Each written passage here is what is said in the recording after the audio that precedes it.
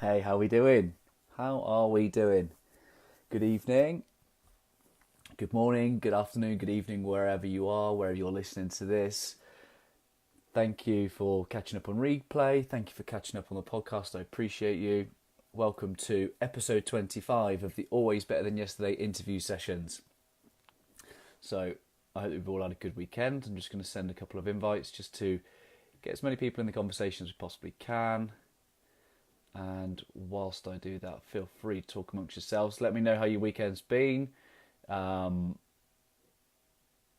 me know if you are winning. If this is the first ever Always Better Than Yesterday interview session you have ever watched, and I would love it if you drop me a little red love heart emoji in the comments. Let me appreciate you. Let me say thank you for coming and joining, and let me say hello. And if you are a returning Always Better Than Yesterday interview session watcher, as always, drop me a blue love heart emoji. Let me appreciate you. Let me give you a virtual fist pump, and thank you as always for taking some time out of your day to come watch and listen to this content. So if you are just joining, this is the first time that you've ever joined, as I send some invites. The Always Better Than Yesterday interview sessions are all about understanding the habits and the mindset behind successful and inspiring people. I love learning. I love connecting with people. I love understanding, how other people think and how other people work and operate, and what makes them tick. So I started this. How long ago? Well, episode 25 now. So 25 weeks ago, and I've been fortunate and blessed to speak with some very, very inspiring people. And episode 25, my friends, is no different. So there's lots of people on. I really appreciate you joining. Lots of blue love heart emojis coming through. So I appreciate you guys. Thank you so much. So yeah, I am about to bring on our guest. Episode 25 is with Nahla Summers.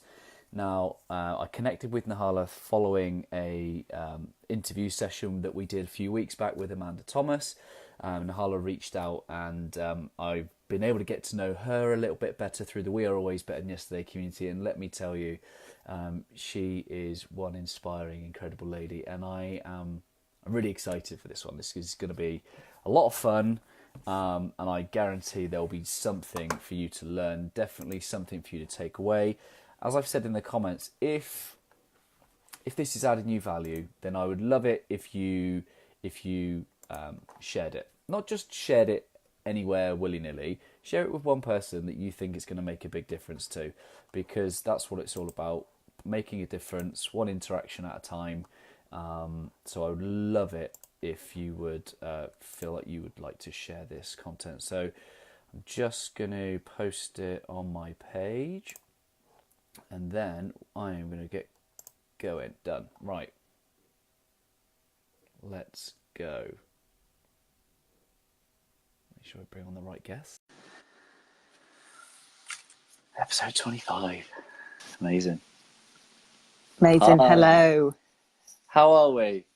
I'm very well, thank you. What a wonderful start. What a nice opening. Thank you. Thank you very much. You must be so used to doing that, being a podcast host yourself. Well, yeah, not you put it so much more eloquently than I probably do, and I faff around a little bit more. Behave. Do me the honour of introducing your good self to our watchers and our listeners.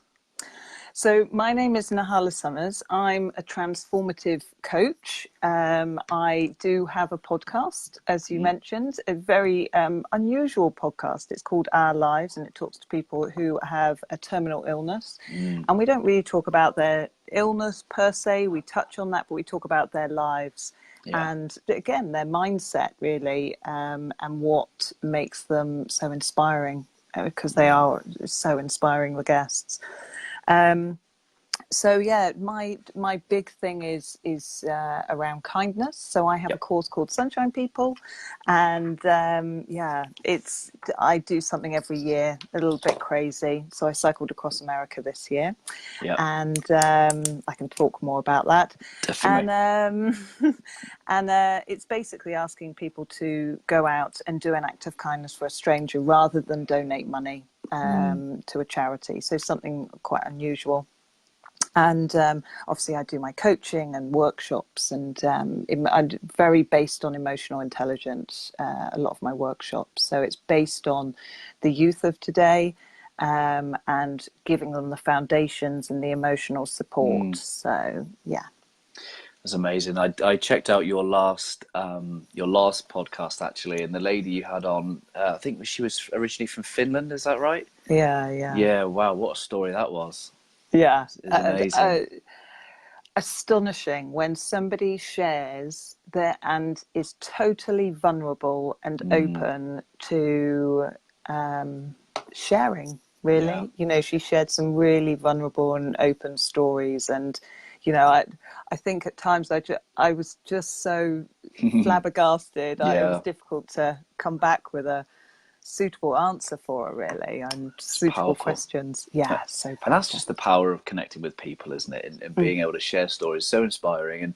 And let me hear a bit about your story. Tell me. Let's go back a bit. Tell me about your story. Where does all this that you do now come from? Right. So I actually come from a very cautious family. My parents are quite cautious, really. It's fear of drought when the well is full. A brilliant saying. Yeah. And that kind of, you have to be working for somebody. And Yeah. when you're doing your 9 to 5, that's okay. Always work for somebody else, because Yeah. that's security. Someone else is carrying the risk. That's right. And do something that we understand, because there's always a fear when somebody doesn't understand something, and that's where mostly our fear comes from, the unknown. So I spent 14 years in the corporate world, and then made the change. My partner passed away suddenly, and that was really the catalyst for the change that started to happen in my life. And I realized I wasn't really living by my values at all in my Yeah. work life. And while I did my work, and it wasn't making me desperately unhappy, it wasn't fulfilling me. It wasn't giving me everything that I wanted to achieve in life. So I did a number of different things. I traveled around the world. I wrote a book. I became a coach. I started fostering. I volunteered. I did 1,000 things, really. And I found myself, while I had always been a yes person, I found myself saying yes so much more to the opportunities that were coming along to me, really. So, yeah. I mean, you've touched on it briefly there, but I mean, what lessons did you take from your partner passing so suddenly? Like that must have been such a pivotal moment in your life and your journey. And what have you? I mean, I guess you can look back at it now. What did that teach you? What did that give you? It gave me the ability to work through any problem. So things happen, and then there's disappointment or there's sadness, and it's allowing myself to feel that, and to know that that's okay. Because so often we say, we're not meant to feel sad, we're not meant to embrace the emotion of something, we're not meant to understand or investigate our fear of things. And what I did throughout that was embrace all of that. Yeah. The disappointment of not spending my life with the person I had planned to spend my life with. All of those things have made me go, it's okay to feel sad. It's okay to feel fear. It's just not okay to stay there. And there's the difference, really. How long did you stay there? I stayed there 3 months, Yeah. deep in a very, very deep, isolated. The doors were shut. The grief was there, and I rarely moved and barely existed. And it was a very dark time. But 3 months is much less than what some people find themselves in. Yeah. What brought you out of it? What brought the 3 months to an end? It was it was choice between life or death, because at the time I had to make a decision to either carry on in that situation, which would only kill me, or to make a choice to live.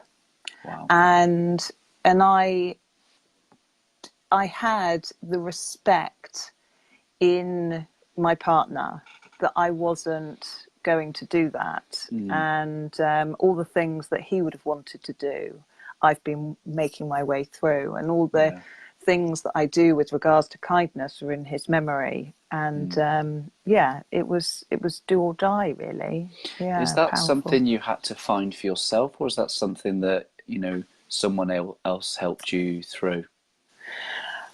No, I had to find that for myself. There were some incidents that happened with regards to kindness, which is why kindness is kind of features throughout everything. It featured for me and my partner in many ways, and we had lots of jokes about, I got good karma today.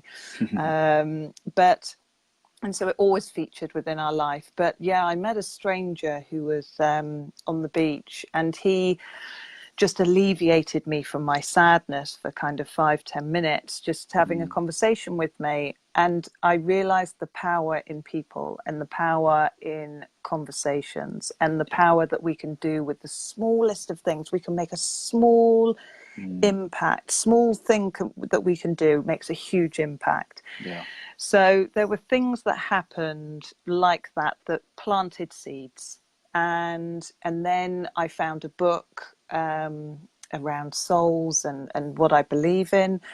And there were a number of things that happened throughout that grieving process in that 3 months that allowed me to find a way out, really. Yeah. Wow. Okay, let's talk about what came first then. You talk about all the things you've done since, 1,000 things you've done since. What's the first thing? The first thing I did was climb Kilimanjaro, actually. So lost Paul in the March, and I climbed it in the November. Yeah. And I climbed it for money, actually. And I tell you what, I would have given up nearly on the last day. I just thought, the money's just not enough. The money isn't enough. I just don't care. And sounds terrible to say that now, doesn't it? Everyone knows the truth. But when I was cycling across America and people were sponsoring me kindness, that while there were moments that it was hugely dangerous, and it would have been very easy for me to have been killed on those roads. There was, and I said, there were so many times that I said, I can't do this. And I'll go back to can't in a minute. I knew inside of myself that I was going to be doing it. Like there was nothing that was going to stop me from doing that, because too many people were watching who were being kinder because I was cycling across America. Yeah. And that it was worth more than the money ever was. So yeah, Kilimanjaro was the first thing. What did that experience give you?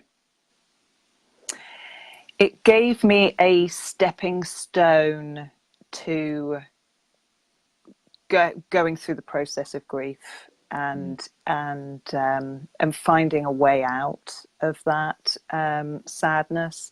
I talk about the big dream, small actions. You know, when we, and it's all around the setting the goals, but I always have the big dreams, and people go, you're going to do that? Really? You're going to do that? And I say, yeah, I am. And it's just by doing the small actions. And, you know, Kilimanjaro was really just one of the small actions to get me to the place that I am now, really.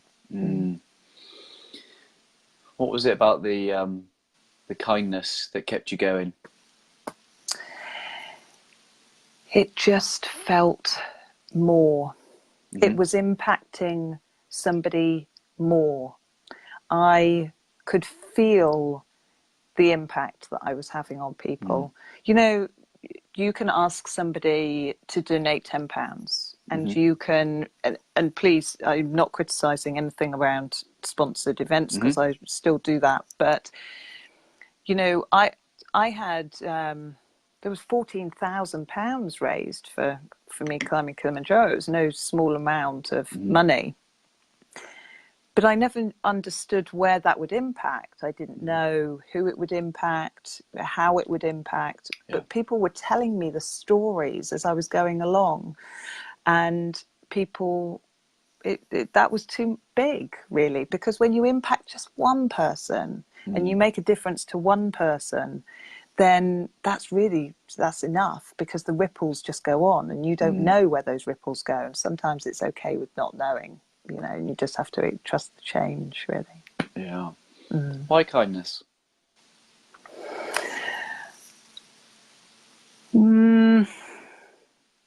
I think we are becoming further and further away from each other. Social media brings us away from each other. And I'm not saying that social media should stop, because I don't think it should. I think it's a wonderful tool, and I think it connects us more. And when I've traveled the world, social media keeps me connected. But I think there are lots of people that are using our telephones and our social media to hide behind, rather than being able to embrace human connection. Of course, everything to do with kindness is human connection. It's about going out there and helping the neighbor, and you know, and just helping somebody on the street and smiling at somebody, because it can be as small as smiling at somebody that you've given a kindness. You know, I have 1,000 stories of smiles that have made me feel better when I haven't felt great. So kindness is so important to where we are right now, as a country, as a nation, as, you know, all the things that are going on. We live in the greatest world now. You know, we're fixing so many things, mortality rates, you know, there's so many things the way we live in such a better world now. But human connection is on the decline, and so therefore I think kindness should really be a conversational point, because it's all a bit soft and namby-pamby, and I know people go, oh, kindness, ooh. But it's one of those topics that needs to be brought up. We should be having the conversation around kindness and stop having the conversation about bullying, because when we talk about kindness, we don't need to talk about bullying anymore, for example. And stand for something rather than stand against something. Yes, that's right. You know, we do the negative so often, don't we? So, you know, in terms of can't, for example, I had an art teacher when I was 9 years old, obviously not that long ago. And I said, I can't do this. Now, I still remember this, that one thing that I really still sticks with me. I can't do this. She said, no such word as can't. And I said, yes, there is. And she said, look it up in the dictionary and you won't find it. And that has always stuck with me. And while sometimes I use the word can't, I don't actually believe it in the core of me. I believe that I can do everything. If I say I can't, then I probably won't, because you're not going to have a go at it. So my favorite, one of my favorite quotes of all time is the Henry Ford quote: "Whether you think you can or you think you can't, you're probably right."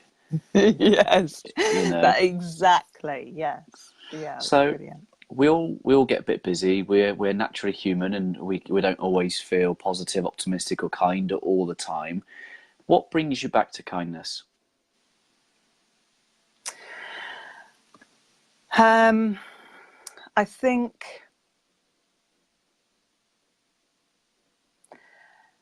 I have, over a period of time, worked on my emotional awareness, and I'm very self-aware to bring myself back to it, because I don't always feel kind, because sometimes I just feel like, oh, I just want to be grumpy. Yes. Like I really just, I want to be grumpy. That's my happy place, because it's easy to be negative, and it's easy to be sad about things.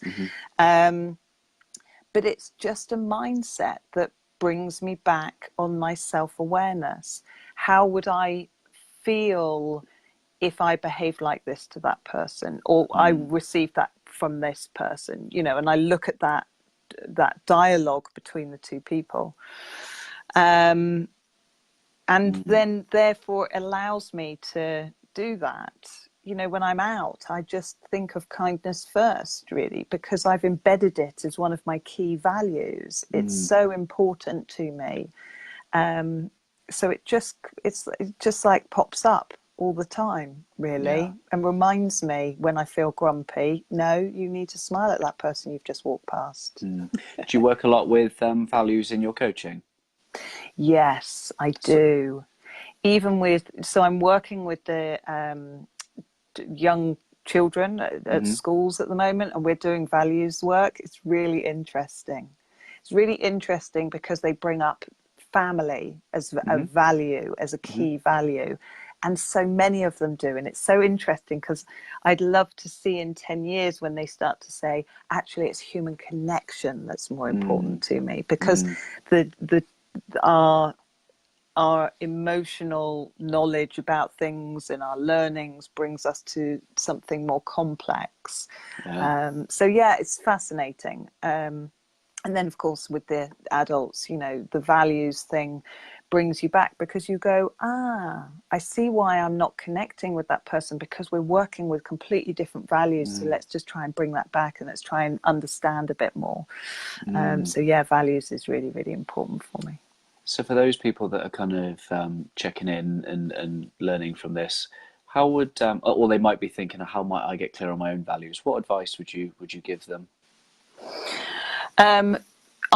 I would spend some time looking at some activities that you can do to develop your values, rather than, because if you go in and you just go, well, my values are X, Y, and Z, it doesn't necessarily challenge, because actually there could be some deeper values. So there are lots of activities that you can do that work through that, and that would be my advice with regards to that. And really make sure that you spend the time doing it and doing the exercises, because if you just go, oh yeah, it's this, then you may be just working down the wrong path. And what you'll do is you'll find yourself in a job with those values, and then you're like, oh, I'm not really very happy and I don't understand why. Well, it's because it's not matching your values, the work that you're doing. So it's interesting in my kind of learning around values, and I was reading about this concept that we've got, like, away from values and towards values, and the away from values is just thinking about what are the things that really irk you, what are the things that really annoy you. And like when you talked about just the small, simple things, like it really, really annoys me when people don't hold the door open for me, or if I hold the door open for them and they don't even say thank you. And I just think, so I spent some time thinking, what is the value for that? And for me, it is kindness. It is. It's like it's free. Why wouldn't you share it? Yeah, and that's the thing with values as well. Somebody else may call that respect, and it's what feels bigger for you, and that's why investigating exactly what your values are is really important, because you can be grouping them differently to Joe Blogs next door to you. So it's interesting when you say that. About when it first came up, I was like, is it recognition? Am I seeking recognition? Because it doesn't feel like I am, but is that what it means? And I was like, oh no, it's just a simple act of kindness. The desire to have other people to be kind, and you have that expectation to say, well, I'm doing this, I want everybody else to, and how much better the world would be if we were all a little bit more mindful about kindness. So tell us a little bit about Sunshine People. Where did that come from?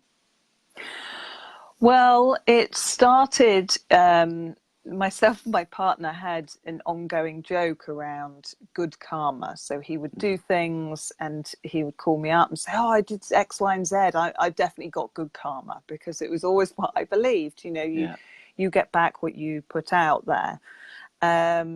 So kindness was always a big thing. After I raised the large amount of money for the charity, they couldn't explain to me where the money had gone. And I thought, I don't know whether I want his memory to be about this. And then, of course, the incident had happened quite early on, deep in my grief, around the act of kindness that had planted the seed. And on really, the beach. On the beach, And then Sunshine People was born, and I thought, no, I want to do something, because And what I talk about is that, while I lost him and I would have him back every day, I have to respect him, because he made me a better person when he was alive, and he made me an even better person after he passed away. And so I wanted to do something, really. And help put this into context. How old was he, if you don't mind me asking? 44. Yeah. For me, it was that was part of the massive change, because I suddenly then understood my own mortality. Yeah. I knew that my life could end quite quickly. And being at the lowest of the low in those first 3 months of grief, what it made me do was live so much better and smarter, and think, God, I want to make the most of this. And I don't want to get to the end of the days and think, God, I wasted time. I still, spend a day watching Netflix every so often and, and do all of those things. But I don't waste time in thinking, oh, I'd like to do that one day. I just think, yeah, I'm going to do that. Absolutely. So how can people adapt your mindset without having to suffer such loss? How can people learn from your experiences, and what sort of things do you say to yourself? How do you think, and how do you move forward? So often I think to myself, and I use this as a coaching tool as well. I say to people, if you were going to stay in this, if you only had a year to live, would you stay in that job? Would you be happy with the people that you're working with? Will you be happy? Would it make you happy? And their answer most of the time is, no, I don't want to. I wouldn't want to do that. Yeah. That's a really important question. It's really simple. Would I be happy if I was doing this and I was told I only had a year to live? Because currently I'd be really happy with the life that I'm living now. If I only had a year, my trajectory would be exactly the same. So that's a huge one. And I actually do an exercise within one of my workshops that's basically taking you to the end of your life and then looking back at all the things that you've done. Because it starts to allow you to say, what are the things that I really want to do? What will I regret if I haven't done them? Yeah. And start Powerful. listing those out. Wow. So let's talk a little bit about the work that you're doing in schools. So you're leading on emotional intelligence within schools. Yeah, it's amazing. Yeah, why? It does sound awesome. And why is that important to you? When I was younger, we didn't have anything like that, and I would say that I was probably not very emotionally intelligent. Far from it. Very quick to have emotions, very oversensitive, and I worked on training my brain. That's all I talk about to the kids, really. Imagine yourself in a situation where you're hanging from a cliff, but you don't have the muscles to pull yourself up, which I wouldn't, because my arms are very weak. And you're hanging from the cliff, and think of your brain in very much the same situation. To gain physical strength, you go to the gym, you work out, you feed yourself protein, you do a number of things. And what we don't teach our kids to look at is, well, you need to be doing the same for your brain, actually. So you need to be working it out, thinking about what you can be doing. So all of those wonderful things: CBT, mindfulness, emotional intelligence, lots of exercises that you need to be doing for your brain, and also what you feed it. If you spend 12 hours a day watching, I don't know, something on, I don't want to, in case somebody watches it all the time, but watches something, then I don't know, Sons of Anarchy. When I watched that box set, I literally came off thinking that I was going to walk out the front door and have a biker boyfriend sat outside. You kind of get so engrossed in it. Yeah. You're like you're suddenly in there, aren't you? Even I fell in love with Jax Teller a little bit. Who didn't? I mean, let's be honest.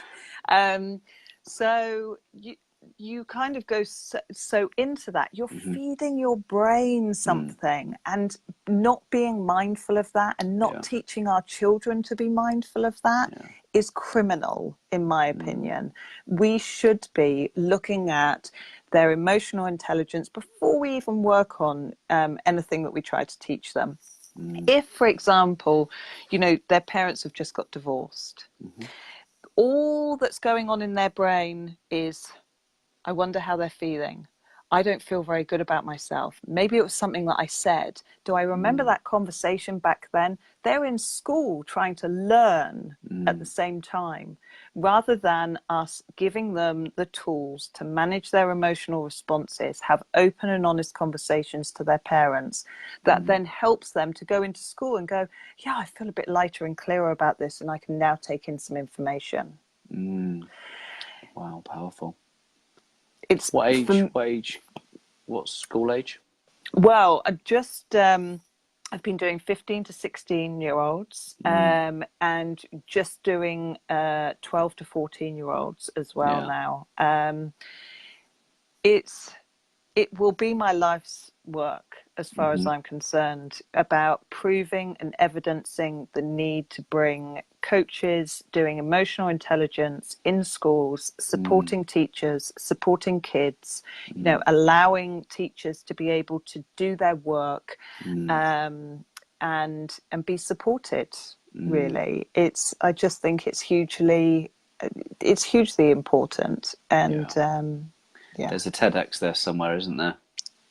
There is, which I'm just waiting to find out if I've got an interview for. Actually, we shall see.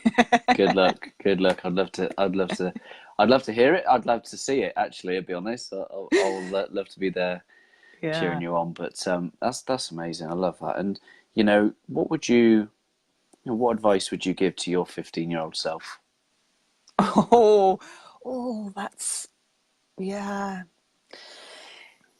It would be to read Emotional Intelligence by Daniel Goleman. Yeah. That was a cop out, but I can see the link. Yeah. It would be absolutely, it would be that, and embracing the change. Yeah. I do that now. I understand it better now. But embracing the change for me is really important. You can't quite see it, but it is on there behind me. Is it? Yeah, it is there. So it's a double one. I've got emotional intelligence. It's a double mixed with emotional intelligence at work as well. Oh no! But thanks for the advice. I might get around to reading it one day. At the moment, it's brilliant. Shelf development. It's brilliant. My jokes don't get any better than that, I'm afraid. Okay, so obviously know my coaching business is called Always Better Than Yesterday. I'm curious to know what Always Better Than Yesterday means to you. Yeah, Always Better Than Yesterday is the desire to change yourself and support other people along the way, really. And I know we talk about it so much. When we get stronger and we get better, we can then keep helping people and supporting people and planting seeds. Because sometimes as a coach, you can make immediate changes, but you're planting seeds in many ways for them to then grow. And over a long period of time, you're giving them the tools. So Always Better Than Yesterday is not only for myself in terms of gaining more knowledge. I'm big on audiobooks. I'm big on information. But then it's also making sure that I pass it on, really. Yeah, so that's my Better Than Yesterday. What are some of the ways in which you're always better than yesterday then? Oh, you just talked about audiobooks. What else? Yeah. Yeah, well, I'm a big believer in audiobooks, and it's the big dreams, small actions. Really, I'm constantly going, what next? Yeah. What am I going to do next? So you have to be doing something to achieve anything. What we often forget is that, oh, actually, I'm just thinking about it, but I'm not actually doing it. Or I'm coming up with excuses, oh, well, I can't do that right now. Or, oh, well, I haven't got quite enough money to do that right now. And, when I challenge people and say, well, what about a different way of doing it? We actually find a solution to it. So yeah, that would be the better than yesterday, really, finding that solution all the time and working through things and, doing something. It's just doing something every day, small actions gets you there. Love that. Oh, I could talk to you all evening. So how can our watchers and listeners find out more about you? How can they connect with you? How can they find more of your content? Yeah, so I'm all over the place, really. It's hard not to miss me, but if you Google me, there's lots of things on there, kind of videos and stuff. I love chatting with people. Give me a shout, and I'll quite happily have a call, and that sort of thing. So you can find me on nahlasummers.com is my website, and the wonderful sunshinepeople.org.uk. Come and visit me there. It's on all the social media, and just come and say hey. I don't think we communicate enough, and I'd love to hear from people that are interested in it. Definitely love that a lot. So would you like to leave people with a final thought from Nahla Summers? I've said so much really already, but for me it would be about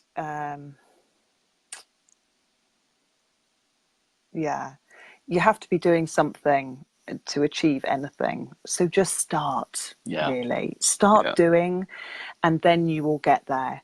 Don't keep saying, oh, I will do that. Oh, I will do that, because you have that bit of fear. You say, oh, I don't want to put myself out there because I'm fearful that there's going to be some rejection. You just have to start doing it because, it will never happen otherwise. Amazing. Can I just say thank you so much for your time this evening.